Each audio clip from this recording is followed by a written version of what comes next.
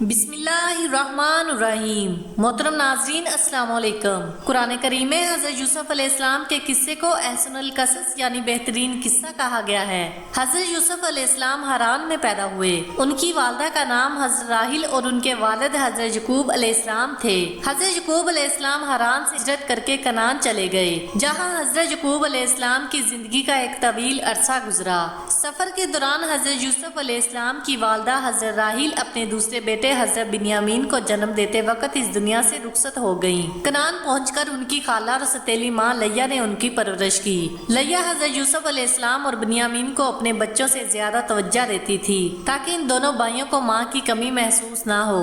حضرت یوسف علیہ السلام کی عمر 7 سال ہوئی تو ایک صبح حضرت یوسف علیہ السلام نیند سے جاگے۔ وہ ہنستے مسکراتے چہرے کے ساتھ اپنے والد کے پاس آئے اور کہا، بابا جان، آج رات میں نے ایک بہت اچھا خواب دیکھا ہے جس سے میں بہت خوش ہوا ہوں۔ میں نے دیکھا کہ 11 ستارے، چاند اور سورج مجھے سجدہ کر رہے ہیں۔ حضرت یعقوب علیہ السلام نے یہ خواب سن کر خوشی کا اظہار کیا اور کہا، پیارے بیٹے، تمہارا یہ خواب سچا ہے اور تمہارے روشن مستقبل کی نشاندہی کر رہا ہے جس کی مجھے ہمیشہ سے توقع رہی ہے۔ تمہارا رب تمہیں منتخب کرے گا اور تمہیں خوابوں کی تعبیر سکھائے گا اور تم پر اور آل یعقوب پر اپنی نعمت اسی طرح تمام کرے گا جیسے اس نے تمہارے آباء و اجداد ابراہیم اور اسحاق علیہ السلام پر اپنی نعمت پوری کی تھی۔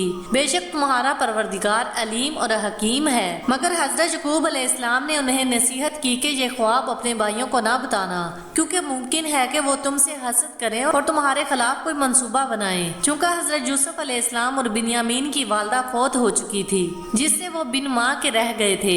حضرت یعقوب علیہ السلام کو حضرت یوسف سے بے حد محبت تھی۔ باپ کی اسی محبت کے باعث بھائیوں نے ان کو باپ سے جدا کرنے کا منصوبہ بنایا تاکہ حضرت یوسف علیہ السلام کی بجائے خود انہیں باپ کی محبت میسر آ سکے۔ ایک دن وہ باپ کے پاس آئے اور کہنے لگے، بابا جان، آپ یوسف کے بارے میں ہم پر اعتماد کیوں نہیں کرتے؟ حالانکہ ہم اس کے خیر خواہ ہیں۔ ہمیں اجازت دیجیے کہ کل وہ ہمارے ساتھ جنگل کو چلے اور وہاں گھومے پھرے۔ ہم وعدہ کرتے ہیں کہ ہم دل و جان سے اس کی حفاظت کریں گے۔ حضرت یعقوب علیہ السلام کو اپنے بیٹوں کے خیالات کا علم تھا اور یہاں تک کہ ان کے خطرناک عزائم کا اندازہ بھی تھا، لیکن وہ انہیں کھل کر یہ نہیں کہہ سکتے تھے کہ مجھے تمہاری جانب سے خوف ہے۔ لہٰذا انہوں نے کہا، یوسف سے جدائی مجھے پریشان اور غمگین کر دیتی ہے۔ پھر مجھے یہ بھی ڈر ہے کہ کہیں تم اس کے حال سے غافل نہ ہو جاؤ اور کوئی بھیڑیا اسے پھاڑ نہ کھائے۔ تاہم یوسف کے بھائی خاموش نہیں رہے، بلکہ انہوں نے جواب دیا، اگر ہماری شجاعت اور قوت کے باوجود کوئی ایسا حادثہ پیش آ جائے تو یہ ہماری بدقسمتی ہوگی، ورنہ ایسا ہرگز نہیں ہوگا۔ چنانچہ جیسے تیسے انہوں نے حضرت یوسف علیہ السلام کو اپنے ساتھ لے جانے کے لیے اپنے والد کو راضی کر لیا۔ دوسرے دن کی صبح حضرت یوسف علیہ السلام کے بھائی انہیں ہمراہ لے کر کنعان کے دروازے سے باہر نکلے۔ ابھی وہ زیادہ دور نہیں گئے تھے کہ ان کے چہروں سے دشمنی اور غصے کے آثار ظاہر ہونے لگے۔ انہوں نے حضرت یوسف علیہ السلام کو مارنا شروع کر دیا اور انہیں قتل کرنے کا ارادہ کیا۔ حضرت یوسف علیہ السلام نے بڑی التجا کی، وہ ان کا چھوٹا بھائی ہے، وہ انہیں قتل نہ کرے، لیکن حسد کی آگ نے ان کی عقل کو زائل کر دیا تھا۔ پھر ان میں سے ایک نے دوسروں سے کہا کہ یہ یوسف علیہ السلام کو قتل نہ کریں، بلکہ بہتر ہے کہ ہم اسے کسی کنویں میں پھینک دیں۔ چلتے چلتے وہ کنعان کے کنارے پر جا پہنچے۔ حضرت یوسف علیہ السلام بہت روئے، مگر ان کی فریاد بھائیوں کے سینوں میں بڑھتی ہوئی حسد کی آگ کو نہ بجھا سکی اور انہیں اس جرم سے باز نہ رکھ سکی۔ وہاں انہوں نے حضرت یوسف علیہ السلام کی قمیض اتار لی اور انہیں برہنہ کر کے کنویں میں پھینک دیا۔ پھر سوچنے لگے کہ اب ہمارے باپ کا دل یوسف کی محبت سے خالی ہو جائے گا اور ان کی ساری محبت یوسف کی بجائے ہمارے حصے میں آ جائے گی۔ وہ تو یہ سوچ رہے تھے، لیکن تقدیر ان کی بے عقلی پر ہنس رہی تھی۔ جب سورج ڈوب گیا اور اندھیرا چھا گیا تو یوسف کے بھائی روتے ہوئے اپنے باپ کے پاس پہنچے۔ حضرت یوسف علیہ السلام کی قمیض جس پر انہوں نے ایک بکری کا خون لگا رکھا تھا وہ باپ کو دکھائی اور کہا، بابا جان، جس بات سے آپ ڈرتے تھے وہ ہو کر رہی، کیونکہ جب ہم آپس میں تیر اندازی کا مقابلہ کر رہے تھے تو ہماری توجہ یوسف کی طرف سے ہٹ گئی۔ تب ایک بھیڑیے نے اس پر حملہ کر دیا اور اسے چیر پھاڑ ڈالا۔ یہ اس کی خون آلودہ قمیض اور ہماری آنسو بہتی ہوئی آنکھیں اس حقیقت کی گواہ ہیں، تاہم اگر ہم صحیح بھی کہیں تو آپ ہماری باتوں کا یقین نہیں کرتے۔ حضرت یعقوب علیہ السلام اپنے بیٹوں کے جرم کو بانپ چکے تھے، لیکن آپ جانتے تھے کہ خدا نے یوسف علیہ السلام کی قسمت میں جو کچھ لکھا ہے اسے ٹالنا ممکن نہیں۔ پھر آپ نے جواب دیا، تمہارے سرکش نفس اور حسد کی آگ نے تم سے ایک ناجائز کام کرایا ہے، تاہم میں اس پر صبر اختیار کرتا ہوں اور اپنے پروردگار سے مدد مانگتا ہوں۔ ادھر حضرت یوسف علیہ السلام کنویں کی تہہ میں بیٹھے تھے اور گہرے اندھیروں نے انہیں اپنی لپیٹ میں لے رکھا تھا۔ وہ اپنے مستقبل کی فکر اور اپنے باپ کی حالت کا خیال کر کے پریشان ہو رہے تھے۔ انہیں رہ رہ کر اپنے بے قصور ہونے کا احساس ہو رہا تھا اور ان کا دماغ مختلف خیالات کی اما جگہ بنا ہوا تھا۔ اسی دوران میں ایک قافلہ جو مصر جا رہا تھا وہ اس سرزمین پر پہنچا۔ قافلے والوں نے وہاں پڑاؤ ڈال دیا اور اپنے ایک غلام کو پانی لانے کے لیے کنویں پر بھیجا۔ غلام نے ڈول کنویں میں لٹکایا اور پھر اوپر کھینچا تو دیکھا کہ پانی کی بجائے ڈول کے ساتھ ایک خوبصورت لڑکا لٹک رہا ہے جس کا چہرہ چاند کا ٹکڑا معلوم ہوتا تھا۔ اس غلام کی حیرت اور مسرت کی کچھ انتہا نہ رہی اور اس نے بلند آواز سے کہا، آؤ دیکھو، یہ ایک لڑکا ہے جسے میں نے کنویں میں سے نکالا ہے۔ یہ سنتے ہی قافلے کے لوگ کنویں کے کنارے جمع ہو گئے۔ وہ خوف اور پریشانی کے ساتھ یوسف علیہ السلام کو دیکھ رہے تھے۔ آخر انہوں نے طے کیا کہ اس لڑکے کو مصر لے جائیں اور غلام بنا کر بیچ دیں۔ اسی دوران حضرت یوسف علیہ السلام کے بھائی جو یہ دیکھنا چاہتے تھے کہ یوسف کے ساتھ کیا ہوا ہے وہاں آ پہنچے۔ جب انہوں نے دیکھا کہ حضرت یوسف علیہ السلام قافلے والوں کے پاس ہیں تو انہوں نے ان سے کہا کہ یہ ہمارا غلام ہے، یہ گم ہو گیا تھا اور ہمیں مل نہیں رہا تھا۔ اس کے ساتھ ساتھ انہوں نے حضرت یوسف علیہ السلام کو دھمکی دی کہ اگر انہوں نے قافلے والوں کو کچھ بتایا تو وہ انہیں قتل کر دیں گے۔ چنانچہ حضرت یوسف علیہ السلام نے کہا، ہاں میں ان کا غلام ہوں۔ قافلے والوں نے حضرت یوسف علیہ السلام کے بھائیوں سے کہا کہ اگر وہ اس غلام کو بیچنا چاہتے ہیں تو وہ اس کے خریدار بنتے ہیں۔ روایات میں ملتا ہے کہ حضرت یوسف علیہ السلام کے بھائیوں نے 20 دینار کے اوس ان کا سودا کیا اور انہیں قافلے والوں کے سپرد کر دیا۔ بہرحال قافلہ روانہ ہو گیا اور منازل طے کرتا ہوا مصر جا پہنچا۔ ان لوگوں نے یوسف علیہ السلام کو مصر کے بازار میں کم قیمت پر بیچ ڈالا اور عزیز مصر جس کا نام فوتیفار تھا اس نے انہیں خرید لیا۔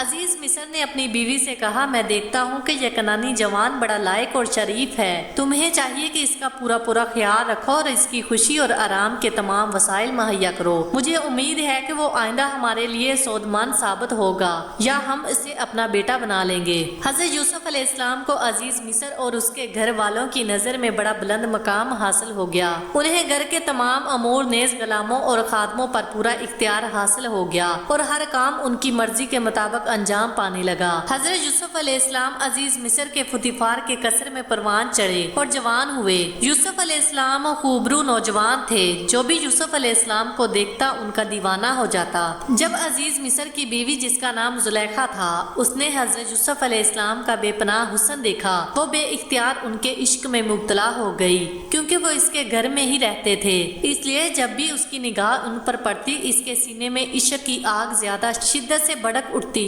وہ لاکھ کوشش کرتی کہ اس بات کو اپنے دل و دماغ سے نکال دے، لیکن وہ ایسا نہ کر سکی اور ہر گھڑی یوسف علیہ السلام کی یاد میں گم رہتی۔ آخر اسے اپنے دکھ کا مداح کرنے کے لیے اس کے علاوہ کچھ نہ سوجا کہ وہ یوسف علیہ السلام کا دامن پکڑ لے اور ان سے وصال کی بھی مانگ کرے۔ چنانچہ ایک مناسب موقع پر جبکہ انہیں تنہائی میسر تھی، اس نے اپنے دل کی بات یوسف علیہ السلام سے کہہ دی، لیکن یوسف علیہ السلام جو خاندان نبوت کا جوہر تھے اور جنہوں نے دامن عصمت میں پرورش پائی ہوئی تھی، انہوں نے اس کی طرف سے منہ پھیر لیا۔ اگرچہ حضرت یوسف علیہ السلام نے بے اتنائی برتی، تاہم عزیز کی بیوی نے اس بات کو جانے نہ دیا اور حضرت یوسف علیہ السلام کی بے توجہی نے اس کے عشق کی آگ اور بھڑکا دی۔ تب اس نے اپنا مقصد حاصل کرنے کا پختہ ارادہ کر لیا۔ پھر ایک دن جب یوسف علیہ السلام محل میں موجود تھے، عزیز کی بیوی بھی وہاں آ پہنچی۔ اس نے محل کے تمام دروازے بند کر کے حضرت یوسف علیہ السلام کے باہر جانے کی راہیں مسدود کر دی اور پھر ان سے وصال کی درخواست کی۔ جب حضرت یوسف علیہ السلام نے اپنے آپ کو اس کے چنگل میں گرفتار دیکھا تو وہ محل کے ایک کمرے سے دوسرے کمرے کی طرف بھاگنے لگے۔ وہ چاہتے تھے کہ کوئی دروازہ کھول کر باہر نکل جائیں، لیکن عزیز کی بیوی جوان کا پیچھا کر رہی تھی۔ اس نے پیچھے سے ان کی قمیض کا دامن پکڑ کر انہیں اپنی طرف کھینچا، جس سے حضرت یوسف علیہ السلام کی قمیض پیچھے سے پھٹ گئی اور عین اسی وقت عزیز مصر محل میں داخل ہوا۔ اس نے ایک ایسا منظر دیکھا کہ قریب تھا کہ وہ پاگل ہو جاتا۔ اس نے محل کے دروازے کے سامنے حضرت یوسف علیہ السلام کو پھٹی ہوئی قمیض کے ساتھ آگے اور اپنی بیوی کو عجیب سی حالت میں اس کے پیچھے دوڑتے ہوئے دیکھا۔ تاہم عزیز کی بیوی نے بغیر کسی گھبراہٹ کے معاملے کو ایک نیا رخ دے دیا اور حضرت یوسف علیہ السلام کو گناہگار ٹھہرانے کی کوشش کی۔ چنانچہ اس نے عزیز کو مخاطب کر کے کہا، اس کنانی جوان نے احسان فراموش ہونے کا ثبوت دیا ہے اور تمہاری غیر موجودگی میں تمہاری عزت سے کھیلنے کا ارادہ کیا ہے۔ اب تم ہی بتاؤ کہ جو شخص تمہاری بیوی کے ساتھ زیادتی کرنے کا ارادہ کرے اس کی سزا اس کے علاوہ کیا ہو سکتی ہے کہ اسے قید کر دیا جائے یا سخت سزا دی جائے۔ پاک دامن یوسف علیہ السلام جو ہمیشہ راست گوئی پر کاربند رہے تھے، انہوں نے اس موقع پر بھی حقیقت کا اظہار کیا اور کہا، اے عزیز مصر، اس عورت نے مجھے ناجائز فعل انجام دینے کی درخواست کی اور مجھے اپنی طرف کھینچا، لیکن میں اس کی طرف سے منہ پھیر کر بھاگ کھڑا ہوا اور گناہ کے ارتکاب پر راضی نہیں ہوا۔ حضرت یوسف علیہ السلام نے عزیز مصر سے کہا، جولے میں لیٹا ہوا یہ کمسن بچہ میری سچائی کی گواہی دے گا۔ اللہ تعالیٰ نے اس بچے کو قوت گواہی دی جس نے حضرت یوسف علیہ السلام کے حق میں شہادت دی۔ اس نے کہا، یوسف علیہ السلام کی قمیض کو دیکھو، اگر وہ سامنے سے پھٹی ہے تو یوسف گناہگار ہے اور اگر پیچھے سے پھٹی ہے تو یوسف علیہ السلام سچے ہیں اور عزیز کی بیوی نے ان پر ناحق تہمت لگائی ہے۔ تب عزیز مصر نے دیکھا کہ یوسف علیہ السلام کی قمیض پیچھے سے پھٹی ہے۔ وہ سمجھ گیا کہ حضرت یوسف علیہ السلام بے قصور ہے اور اس کی بیوی نے ان پر جھوٹا الزام لگایا ہے۔ اس معاملے میں یوسف علیہ السلام کی کوئی خطا نہیں تھی، لہذا عزیز مصر نے یوسف علیہ السلام کو مخاطب کر کے کہا، اے یوسف، اس قصے کو یہیں ختم کر دو اور اس موضوع پر کسی سے گفتگو نہ کرو تاکہ لوگ ہمارے بارے میں باتیں نہ کرنے لگیں۔ پھر اس نے اپنی بیوی سے کہا، یہ تم عورتوں کے مکر کا کرشمہ ہے، بلا شبہ تمہارے مکر فریب بہت بڑا ہے۔ جاؤ اور خدا کی بارگاہ میں توبہ کرو، استغفار کرو، تم خطا کاروں میں سے ہو۔ اگرچہ عزیز مصر نے کوشش کی تھی کہ اس کی بیوی کے عشق کا راز آفشا نہ ہونے پائے، لیکن مصر کی عمرہ کی بیگمات کو اس کی باتیں معلوم ہو گئی اور وہ اپنی محفلوں میں اس کا ذکر کرنے لگی، بلکہ بعض نے تو عزیز مصر کی بیوی پر کھلی تنقید شروع کر دی اور اسے لعن و ملامت کیا۔ مصری بیگمات کی طرف سے اسی سنسنی کی اطلاع عزیز مصر کی بیوی کو بھی ملی۔ اس پر وہ بہت رنجیدہ اور پریشان ہو گئی، پھر سوچنے لگی کہ کوئی ایسی تدبیر کی جائے جس سے وہ عورتیں اس کے سامنے زبان نہ کھول سکیں اور اس کی ہم نوا بن جائیں۔ بڑی سوچ و بچار کے بعد اس نے کسی خاص دن پر اپنے ہاں ایک محفل منعقد کرنے کا فیصلہ کیا اور مصر کی تمام بیگمات کو اس میں شرکت کی دعوت دی۔ جب وہ آئیں اور تکیوں پر ٹیک لگا کر بیٹھ گئیں تو انہوں نے ایسے پھل پیش کیے جن کو کھانے کے لیے چاقو سے کاٹنا پڑتا تھا، اس لیے ہر عورت کو ایک چاقو دے دیا گیا۔ عین اسی وقت عزیز مصر کی بیوی کے اشارے پر حضرت یوسف علیہ السلام اس کمرے میں داخل ہوئے۔ حضرت یوسف علیہ السلام کے آتے ہی ان عورتوں کے ہوش و حواس جاتے رہے۔ وہ ان کا جمال بے مثال دیکھنے میں مہو ہو گئیں اور بے خبری میں پھلوں کی بجائے اپنے ہاتھ کاٹنے لگی اور کہنے لگی، یہ انسان نہیں بلکہ ایک بڑی شان والا فرشتہ ہے۔ عزیز مصر کی بیوی اپنی اس کامیابی پر بھولی نہ سما رہی تھی۔ اس کے ہونٹوں پر فاتحانہ مسکراہٹ ظاہر ہوئی اور اس نے کہا، یہ وہی یوسف ہے جس کے عشق پر تم مجھے ملامت کرتی رہی ہو۔ تم نے اسے ایک بار، ہاں ایک ہی بار دیکھا ہے اور اپنے ہاتھ کاٹ لیے ہیں، لیکن میں نے مختلف اوقات پر اس کا آنا، بیٹھنا اور سونا جاگنا سب دیکھا ہے، کیونکہ وہ میرے گھر میں رہتا ہے، اس لیے میں اس کے سامنے اپنا دل ہار بیٹھی ہوں اور اس سے وصال کی طالب ہوئی ہوں۔ تاہم اس نے پاک دامنی کو اپنا شعار بنا رکھا ہے اور مجھ سے منہ موڑتا ہے۔ وہ اپنی ملکتی روح کے ساتھ فقط اپنے کام سے کام رکھتا ہے اور پاک دامنی کی حد سے آگے قدم نہیں بڑھاتا۔ اس کے باوجود بھی میں اس سے بڑا اچھا سلوک کرتی ہوں اور اگر وہ میری بات نہیں مانے گا تو اسے قید کر دیا جائے گا۔ وہ دن گزر گیا تو عزیز مصر کی بیوی پھر سے یوسف علیہ السلام کو رام کرنے کی کوشش کرنے لگی، لیکن اس کی تمام کوششیں بیکار ثابت ہوئیں، حتیٰ کہ وہ بالکل نا امید ہو گئی۔ حضرت یوسف علیہ السلام بھی اس مصیبت کے ہاتھوں سخت پریشان تھے۔ وہ عورتوں اور بالخصوص عزیز کی بیوی کے شر سے خدا کی پناہ مانگتے تھے۔ بلا شبہ ایک مومن ہر حالت میں خدا کی پناہ مانگتا ہے اور اسی سے مدد طلب کرتا ہے، چنانچہ حضرت یوسف علیہ السلام نے بارگاہ الہی میں اپنے ہاتھ پھیلائے اور کہا، قید خانے کا اندھیرا اور تکلیف برداشت کرنا میرے لیے اس مصیبت سے آسان ہے، اور اگر تم مصر کی عورتوں اور عزیز مصر کی بیوی کا شر مجھ سے دور نہ کر دے تو خطرہ میرے نزدیک پہنچ جائے گا، پھر یہ بھی ممکن ہے کہ میں گناہ کے گڑھے میں جا گروں اور میرا نام جاہلوں کی فرصت میں شامل ہو جائے۔ خدا تعالیٰ نے یوسف علیہ السلام کی دعا قبول فرمائی اور انہیں اس بہت بڑے فتنے سے نجات بخشی۔ جب عزیز مصر کی بیوی یوسف علیہ السلام کی طرف سے مایوس ہو گئیں تو اپنے شوہر سے ان کی شکایت کی اور کہنے لگی، یوسف علیہ السلام نے مجھے مصر کی عورتوں میں بدنام کر دیا ہے اور میری عزت و وقار کو بٹا لگا دیا ہے۔ اگر تم میری کھوئی ہوئی عزت مجھے واپس دلانا چاہتے ہو تو اسے قید کر دو اور میرے دامن پر لگا ہوا داغ دھو ڈالو۔ اگرچہ عزیز مصر نے حضرت یوسف علیہ السلام کی پاکیزگی کا ثبوت اپنی آنکھوں سے دیکھ لیا تھا اور ان کی قمیض کے بارے میں گواہی بھی سن لی تھی، لیکن اس کے باوجود وہ اپنی بیوی کے بہکاوے میں آ گیا اور اس نے بے گناہ یوسف علیہ السلام کو قید خانے میں ڈال دیا۔ یوں اللہ تعالیٰ نے حضرت یوسف علیہ السلام کو شیطان کے شر سے بچایا اور وہ قید بند ہو گئے۔ جس دن حضرت یوسف علیہ السلام کو قید خانے میں لے جایا گیا، اسی دن بادشاہ کے دو نوجوان درباری بھی قید میں ڈالے گئے، جن میں سے ایک بادشاہ کا ساقی اور دوسرا باورچی تھا۔ ان پر الزام یہ تھا کہ وہ باورچی کو زہر دینے کا ارادہ رکھتے تھے۔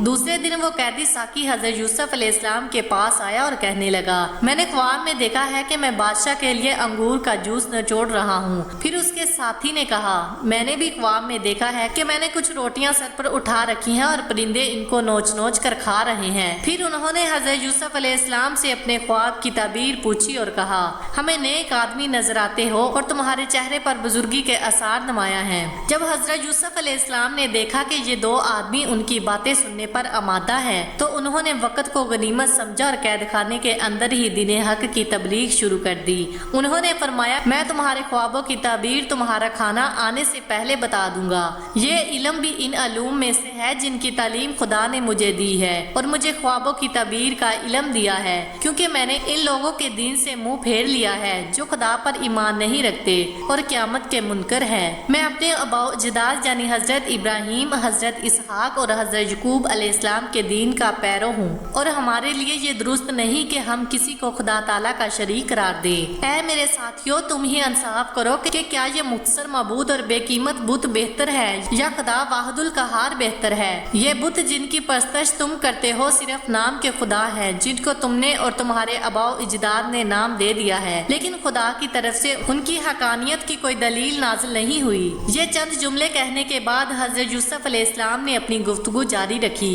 اور ان دونوں کے خوابوں کی تعبیر بیان کرتے ہوئے کہا، اے میرے ساتھیو، تم میں سے جس نے یہ خواب دیکھا ہے کہ وہ انگوروں کو نچوڑ رہا ہے، اس کے خواب کی تعبیر یہ ہے کہ جلد ہی اس کی آزادی کا حکم صادر ہوگا اور وہ اپنے عہدے پر فائز ہو جائے گا۔ اور جس نے خواب میں دیکھا ہے کہ وہ سر پر روٹیاں اٹھائے ہوئے ہے، اس کے خواب کی تعبیر یہ ہے کہ وہ سولی پر لٹکا دیا جائے گا اور پرندے اس کا مغز نوچ نوچ کر کھائیں گے۔ یہی ہے ان کے خوابوں کی تعبیر جو تم نے مجھ سے بیان کیے ہیں۔ پھر حضرت یوسف علیہ السلام کو خیال آیا کہ یہ ساتھی جو جلد ہی رہا ہو کر شاہی دربار میں جانے والا ہے، کیوں نہ اس کے ذریعے سے اپنی رہائی کی صورت پیدا کرے۔ لہٰذا انہوں نے اسے مخاطب کرتے ہوئے کہا، جب تم شاہی دربار میں پہنچو تو بادشاہ کو میرے بارے میں بتانا اور میری بے گناہی کا ذکر کرنا، شاید وہ مجھے قید سے رہا کر دے۔ ان دونوں اشخاص کے خوابوں کی جو تعبیر حضرت یوسف علیہ السلام نے بتائی تھی وہ اسی طرح پوری ہوئی، یعنی ان میں سے ایک کو قید سے رہائی ملی اور دوسرا سولی پر لٹکا دیا گیا۔ لیکن افسوس کہ وہ ساقی حضرت یوسف علیہ السلام کو بھول گیا اور انہیں مزید کئی سال قید خانے ہی میں گزارنے پڑے۔ ایک صبح جب بادشاہ نیند سے بیدار ہوا تو ایک خواب میں جو اس نے دیکھا تھا اس سے وہ سخت پریشان نظر آ رہا تھا۔ قوم کے علماء اور رؤسا کو دربار میں طلب کیا گیا اور اس نے اپنا خواب ان سے یوں بیان کیا، میں نے خواب میں دیکھا کہ 7 موٹی تازی اور خوبصورت گائیں ندی سے نکلیں اور ایک سبزہ زار میں چرنے لگی۔ کچھ دیر کے بعد 7 کمزور اور بدشکل سی گائیں پانی سے باہر آئیں اور وہ پہلی 7 گاؤں کو کھا گئیں۔ پھر میں نے گندم کی 7 ہری اور 7 سوکھی بالیاں دیکھیں۔ خواب بیان کرنے کے بعد بادشاہ نے حاضرین کو مخاطب کر کے کہا، اب تم لوگ مجھے بتاؤ کہ اس خواب کی تعبیر کیا ہوگی؟ علماء نے بہت غور و خوض کیا لیکن انہوں نے خود کو اس خواب کی تعبیر سے عاجز پایا اور کہنے لگے، جو کچھ آپ نے دیکھا ہے وہ آپ کی دماغی پریشانی کا نتیجہ ہے اور ہم اس قسم کے خوابوں کی تعبیر نہیں جانتے۔ تاہم بادشاہ کا خواب ایک وسیلہ تھا جو خدا نے حضرت یوسف علیہ السلام کی رہائی کے لیے فراہم کیا تھا۔ چنانچہ اس خواب نے اس ساقی کو یوسف علیہ السلام کی یاد دلا دی اور اسے برسوں پہلے کا واقعہ یاد آ گیا۔ وہ فوراً بادشاہ کی خدمت میں حاضر ہوا اور کہنے لگا، بادشاہ سلامت، آپ کے قید خانے میں ایک عالی ظرف، روشن خیال اور دانش مند شخص موجود ہے جو خواب کی تعبیر بتانے میں ماہر ہے۔ آپ مجھے قید خانے تک جانے دیں تاکہ میں اس سے آپ کے خواب کی تعبیر پوچھ آؤں۔ وہ ساقی بادشاہ سے اجازت لے کر قید خانے میں آیا، حضرت یوسف علیہ السلام سے ملا اور کہنے لگا، اے راست گو یوسف علیہ السلام، آپ مجھے بتائیں کہ اگر خواب میں یوں دیکھا جائے کہ 7 کمزور گائیں 7 موٹی تازی گاؤں کو کھا گئیں اور پھر گندم کی 7 ہری اور 7 سوکھی بالیاں نظر آئیں، تو اس خواب کی تعبیر کیا ہے؟ تم مجھے اس خواب کی تعبیر بتاؤ تاکہ میں قوم کی طرف لوٹ جاؤں اور انہیں اس سے باخبر کروں۔ حضرت یوسف علیہ السلام خدا کے ایک برگزیدہ پیغمبر تھے اور انہیں لوگوں کے دین اور دنیا کے معاملات کی اصلاح کے لیے بھیجا گیا تھا۔ بس انہوں نے بادشاہ کے خواب کی تعبیر بیان کرنے کے علاوہ لوگوں کے لیے نجات اور خوش بختی کے راستے کی طرف رہنمائی بھی کر دی۔ انہوں نے فرمایا، مصر میں 7 سال تک فصلیں بہت اچھی ہوں گی اور لوگوں کو بہت سا غلہ حاصل ہوگا۔ اس کے بعد 7 سال قحط اور سختی کے ہوں گے، جن میں پہلے سالوں کا بچایا ہوا غلہ کام آئے گا اور لوگ بے حد پریشانی سے دوچار ہوں گے۔ اس کے پیش نظر تمہیں چاہیے کہ پہلے 7 سالوں میں کھیتی باڑی کو وسعت دو اور زیادہ سے زیادہ غلہ اگانے کی کوشش کرو۔ اس میں سے اپنی ضرورت کے مطابق صرف کرو اور بقیہ کو بالیوں کی شکل میں ذخیرہ کر لو تاکہ خوشحالی اور قحط کے دنوں میں اسے کام ملا سکو۔ ساقی فوراً بادشاہ کے پاس پہنچا اور اس کے خواب کی یہ تعبیر اسے بتائی۔ اپنے خواب کی یہ تعبیر سن کر بادشاہ کا چہرہ کھل اٹھا اور اس کا رنج و غم زائل ہو گیا۔ وہ سمجھ رہا تھا کہ یہ تعبیر اس کے خواب کے عین مطابق ہے جو کسی بہت ہی عقل مند آدمی نے بیان کی ہے۔ چنانچہ اس نے حکم دیا، یوسف علیہ السلام کو میرے پاس لے آؤ تاکہ میں زندگی کی پریشانیوں اور مشکلات میں اس سے مدد لے سکوں اور اس کے نظریات سے فائدہ اٹھاتا رہوں۔ اس پر شاہی نمائندے حضرت یوسف علیہ السلام کو رہائی دلانے کے لیے قید خانے پہنچے، لیکن انہوں نے رہائی حاصل کرنے سے انکار کر دیا۔ حالانکہ اس وقت ان کے لیے آزادی کی بڑی اہمیت تھی، کیونکہ وہ سال ہر سال سے قید خانے کی گھٹی گھٹی فضا میں زندگی بسر کر رہے تھے۔ ایک عرصے سے انہوں نے کھلے آسمان میں سورج، چاند اور ستاروں کو نہیں دیکھا تھا، کبھی آرام سے نیند نہیں سوئے تھے اور کبھی ڈھنگ کا کھانا نہیں کھایا تھا۔ لیکن ان تمام باتوں کے باوجود وہ اس پر آمادہ نہ ہوئے کہ انہیں معافی کے طور پر قید خانے سے رہا کر دیا جائے۔ انہوں نے کہا، میں اس وقت تک قید خانے سے باہر نہیں آؤں گا جب تک بادشاہ میرے بارے میں تحقیقات نہ کر لے، میری مثل نہ پڑھ لے اور میری بے گناہی اس پر ثابت نہ ہو جائے۔ بادشاہ سے کہہ دو کہ وہ مصری عورتوں سے یہ دریافت کرے کہ انہوں نے اپنے ہاتھ کیوں کاٹے اور مجھے کیوں تنگ کیا تھا۔ شاہی نمائندے دوبارہ بادشاہ کی خدمت میں حاضر ہوئے اور اس سے صورتحال سے مطلع کیا۔